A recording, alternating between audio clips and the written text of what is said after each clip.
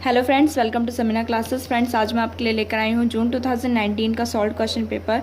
ये आपका CHE 9 का सॉल्व क्वेश्चन पेपर है बायोकेमिस्ट्री का। तो इस वीडियो के अंदर मैं आपको हर एक क्वेश्चन का सोल्यूशन बताने वाली हूँ। तो हम स्टार्ट करते हैं, ठीक है। तो क्वेश्चन नंबर 1 के ए पार्ट में आपसे पूछ रखा है what is the difference between a nucleoside and nucleotide. तो न्यूक्लियोटाइड और न्यूक्लियोसाइड के बीच का आपको डिफरेंस बताना है और ATP का जो स्ट्रक्चर है उसको ड्रॉ करके बताना है, ठीक है। तो ATP का जो स्ट्रक्चर है वो यहाँ पे आपको ड्रॉ करके बता रखा है और जो आपका न्यूक्लियोसाइड और न्यूक्लियोटाइड का जो डिफरेंस है वो मैं आपको दिखा देती हूँ। तो फ्रेंड्स, आप लोग यहाँ पे ये देख सकते हैं what are nucleoside and nucleotide, ठीक है। तो यहाँ पे इनकी डेफिनेशन दे रखी है, आप इसका स्क्रीनशॉट ले लीजिए।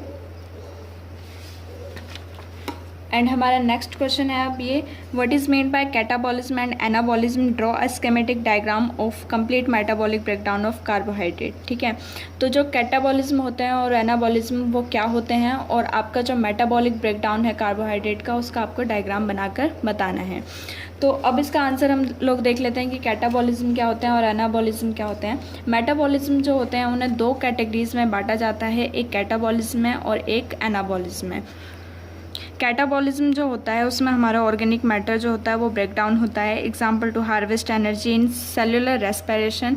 और जबकि एनाबॉलिज्म जो होता है वो उस एनर्जी को यूज़ करता है सेल के कंपोनेंट्स को कंस्ट्रक्ट करने के लिए, बनाने के लिए, जैसे कि प्रोटीन या फिर न्यूक्लिक एसिड, ठीक है।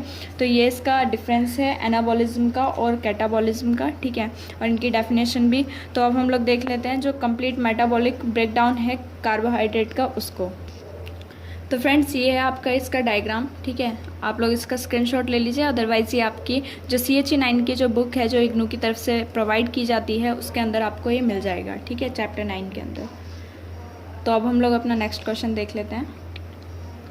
क्वेश्चन नंबर 2 के ए पार्ट में आपसे पूछ रखा है write the structure of phospholipid phosphatidyl serine, explain the rancidity of oils and fats, ठीक है। तो यहाँ पे इन दोनों का आपको स्ट्रक्चर बताना है और ऑयल्स एंड फैट्स की रेंसिडिटी को एक्सप्लेन करना है। तो यहाँ पे फॉस्फोलिपिड्स का जो स्ट्रक्चर है वो यहाँ पे ड्रॉ कर बता रखा है। तो आप लोग इसका स्क्रीनशॉट ले लीजिए और इसका जो बाकी का आंसर है वो आपको चैप्टर 3 के अंदर मिल जाएगा, ठीक है। तो B नंबर पर यहाँ पे आपसे पूछ रखा है classify carbohydrate on the basis of size of the molecule giving 2 example for each class. तो कार्बोहाइड्रेट को जो उसके मॉलिक्यूल के साइज़ के बेसिस पे डिवाइड किया गया है, ठीक है, उसको क्लासीफाई किया गया है, उनके बारे में आपको बताना है और उनके साथ उनके दो एग्जाम्पल भी आपको बताने हैं। तो कार्बोहाइड्रेट जिसे हम सैकराइड बोलते हैं उनको 4 केमिकल ग्रुप्स में बांटा गया है। तो यहाँ पे है फर्स्ट नंबर पे आपका मोनोसैकराइड, सेकंड नंबर पे है डाइसैकराइड्स, थर्ड पे है ओलिगोसैकराइड्स और फोर्थ नंबर पे है पॉलीसैकराइड्स। अब मोनोसैकराइड्स आपके क्या होते हैं? मोनोसैकराइड्स सिंपल शुगर्स होते हैं जिनके अंदर 3 या 4 कार्बन एटम की चेन होती है, ठीक है, उसके साथ एक एल्डिहाइड या फिर कीटोन ग्रुप लगा हुआ होता है। This simple sugars are white crystalline solid. ये जो सिंपल शुगर्स हैं वाइट क्रिस्टलाइन सॉलिड्स होते हैं और ये हाईली सोल्यूबल होते हैं वाटर में, ठीक है। तो डाइसैकराइड्स जो होते हैं इन्हें हम ओलिगोसैकराइड्स भी बोलते हैं और ये जो होते हैं आपके ये 2 मोनोसैकराइड मॉलिक्यूल से मिलकर बने हुए होते हैं, ठीक है। जैसे कि इसका एग्जाम्पल है, जैसे कि इसका एग्जाम्पल है maltose, lactose and sucrose having a molecular formula of C12H22O11। तो इसका मॉलिक्यूलर फार्मूला जो होगा वो ये होगा, ठीक है।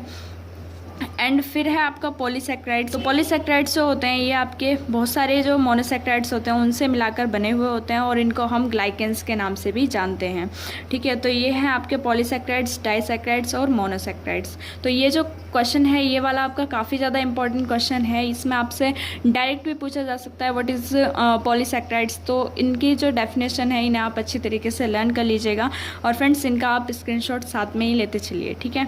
एंड क्वेश्चन नंबर 3 के ए पार्ट में आपसे पूछ रखा है what is a peptide bond, how is it formed in diglycine. तो जो पेप्टाइड बॉन्ड होती हैं वो क्या होती हैं और डाइग्लिसिन में किस तरीके से फॉर्म होती हैं। तो जो पेप्टाइड बॉन्ड होती हैं वो एक केमिकल बॉन्ड होती हैं और ये 2 मॉलिक्यूल्स के बीच में फॉर्म्ड होती हैं जब कार्बोक्सिल ग्रुप जो है एक मॉलिक्यूल का रिएक्ट करता है अमाइनो ग्रुप के दूसरे वाले मॉलिक्यूल्स के साथ, तो तब और ये रिलीज़ करते हैं वाटर के मॉलिक्यूल को, तो तब ये हमारी पेप्टाइड बॉन्ड जो है वो फॉर्म होती हैं, ठीक है। तो ये है आपकी पेप्टाइड बॉन्ड, आप लोग इसका स्क्रीनशॉट ले लीजिए एंड जो इसकी फॉर्मेशन है वो यहाँ पे ये दे रखी है इसके डायग्राम के साथ। तो आप लोग इसका भी स्क्रीनशॉट ले लीजिए।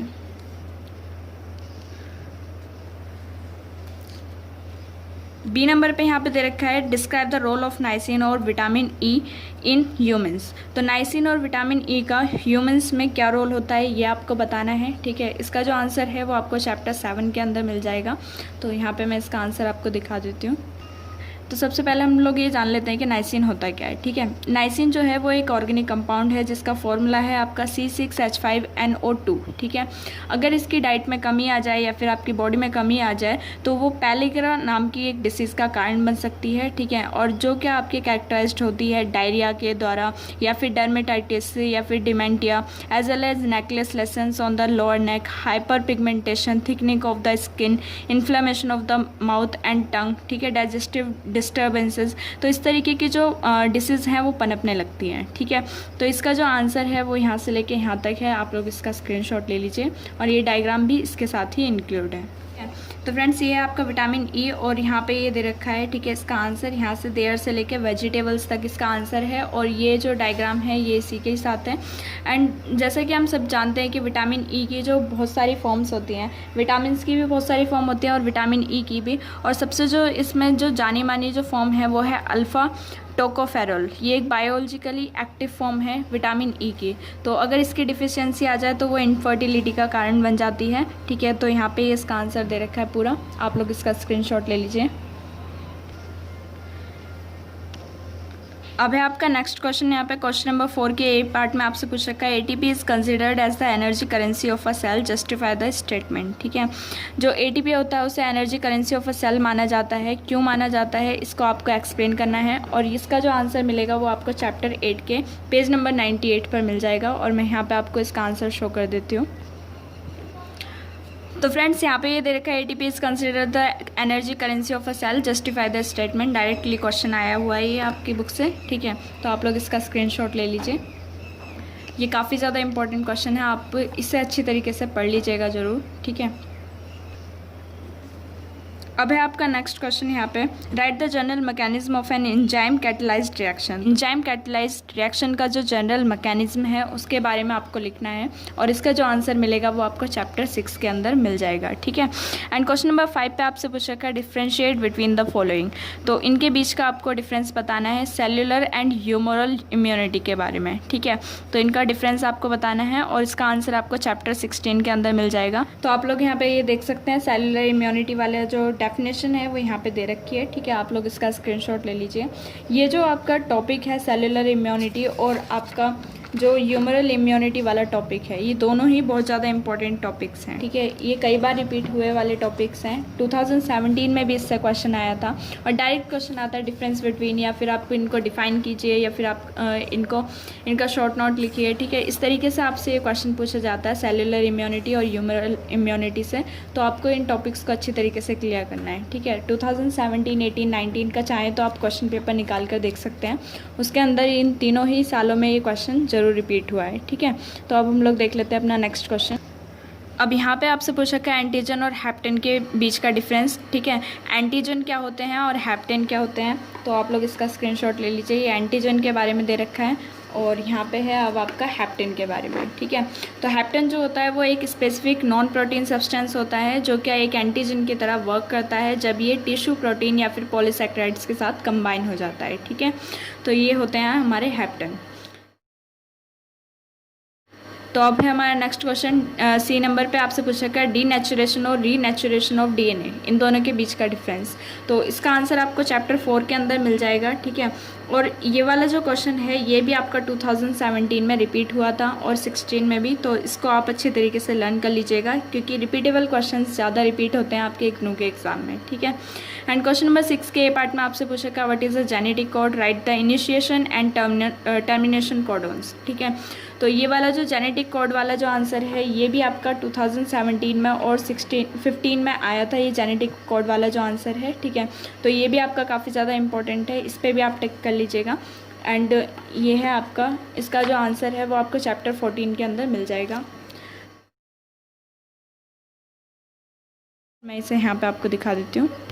तो फ्रेंड्स आप लोग यहाँ पे ये देख सकते हैं जेनेटिक कोड वाला जो आंसर है वो यहाँ दे रखा है, ठीक है। आप इसका स्क्रीनशॉट ले लीजिए।